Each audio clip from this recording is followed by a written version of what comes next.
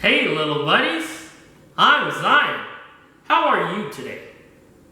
I hope you're doing okay. Welcome to the Big Lake Channel on location. Do you see my hat? Do you know what kind of hat this is? It's a construction hat. I like to wear it when I think really hard. Especially when I'm conflicted. Do you have a hat? Put it on! If you don't have a hat, that's okay. We can all put on our thinking hats. It's time to read with Zion on the Big Lake Channel. Today, our story is called Seeds Part 7 by Eliza Z. Nostal. It was 9 o'clock already. The day was getting on. It had really begun to heat up, literally and figuratively. The clock was ticking loudly as Precious looked up from frosting her cake. She was thinking to herself, I'd better close this house and get the air conditioner pumping if I want the flavors of this cake to meld together and this icing to firm up. So Precious looked out at the boys, hosing down the chairs, and then went to peep out the back at Papa, Freddie, and Roy. She could see all that was well with each other. Then she turned to herself to go through the list of things in her head. And she walked through the house, closing windows and shutting the doors. She took some time to be thankful and asked for another vegetable of energy to spring forth out of her. She was already tired. She had been tired for a long time. And she knew this day would be long. And it was important to her that the reward from this day would equal up to the effort she intended to put into it. She wanted perfection, and this, her husband's 26th birthday, just needed to be as close to perfect as possible. Precious turned up the air and began rinsing fruit for her Ave Maria Sangria punch. She heard the phone ringing down the hall, so she stopped to wipe her hands and answered. It was Ethel. Epiphany Providence, as her husband had always called their sister-in-law by her whole name. Hey, Abby girl, she said. Abby told her that she'd see her in a few hours after she finished making the ice cream for the party. She and some of their friend girls would be over to help set up for that evening party. Hands full, and they'd be on the way to help to lighten the load of work. Precious said, Oh, I was just asking for strength to get on through this day. And then just like that, an angelic answer lands at my feet. Thank you all so much. I can't wait to see you. By the time she hung up the phone, she could hear a tussle coming from the front lawn. It was Micah and IT stirring up some nonsense. As she made her way to the front porch door, she looked over to see Papa Freddie coming up out of the back, already calling for the boys to stop. And Precious knew that Papa would lay them straight like a general. They rose and fell on his every word, as they truly respected and adored him. So she knew it was already handled, and she returned to her fruit.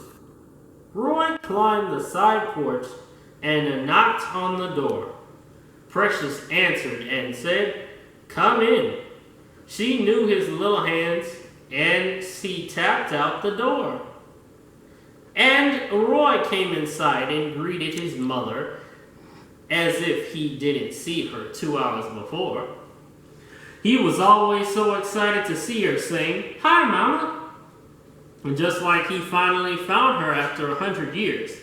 And she smiled big at him and said, "Hi, baby boy," like she'd just given birth to him and was seeing him for the very first time.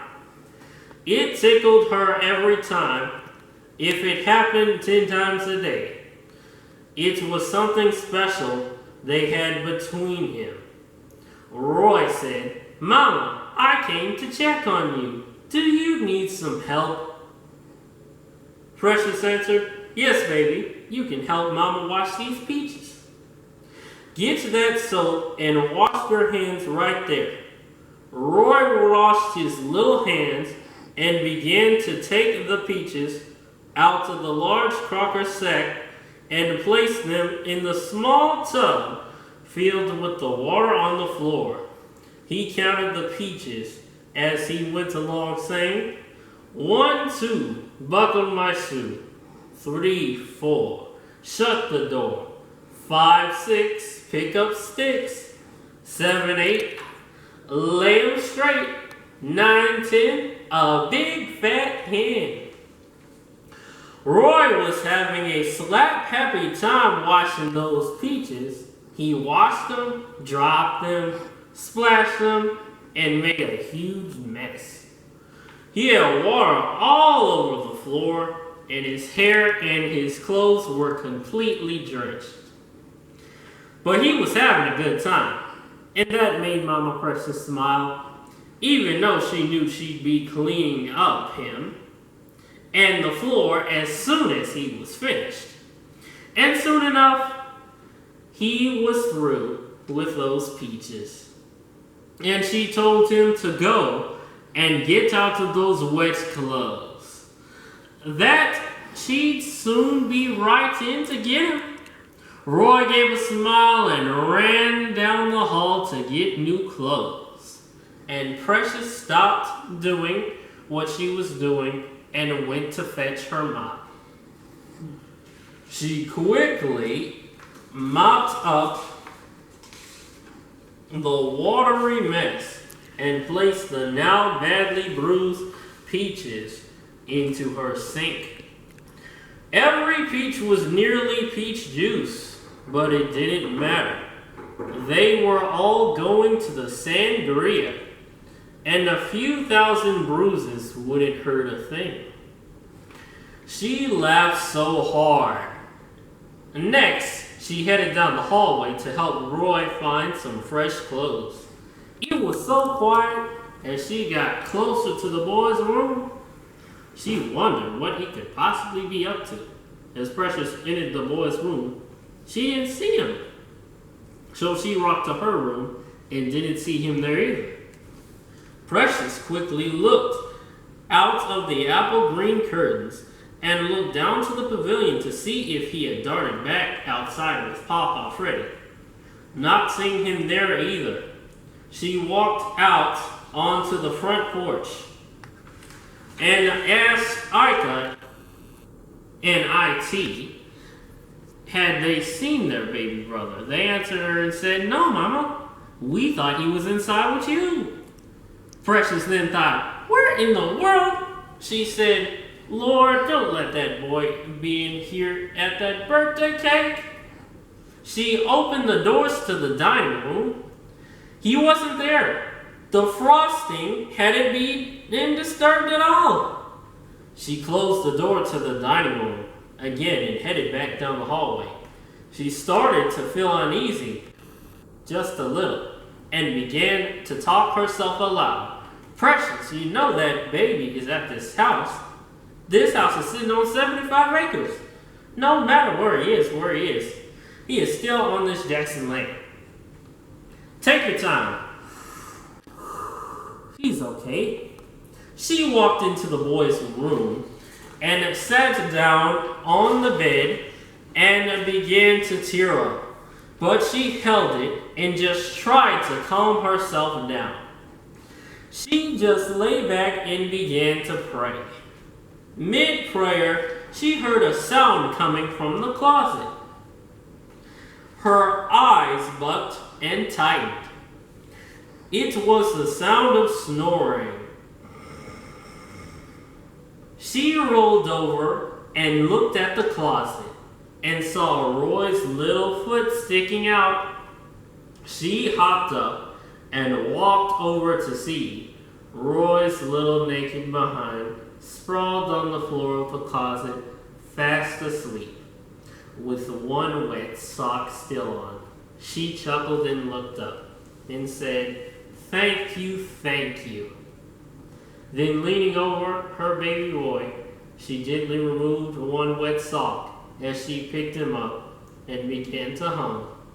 Roy lifted his head briefly to see his angel mother lay his sleepy head back into her shoulder.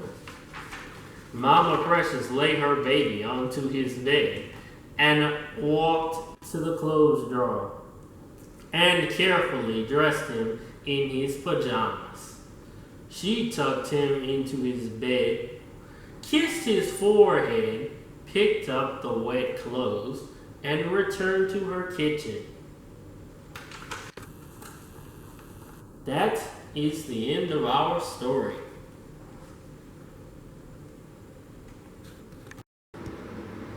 Thank you for watching the Big Lake channel. Please like, share, follow, and subscribe wherever you are in the world. Thank you so much for watching.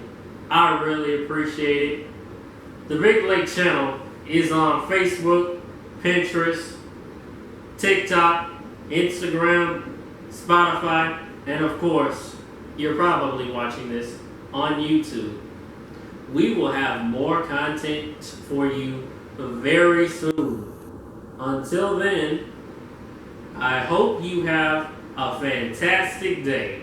Thank you so much. Goodbye.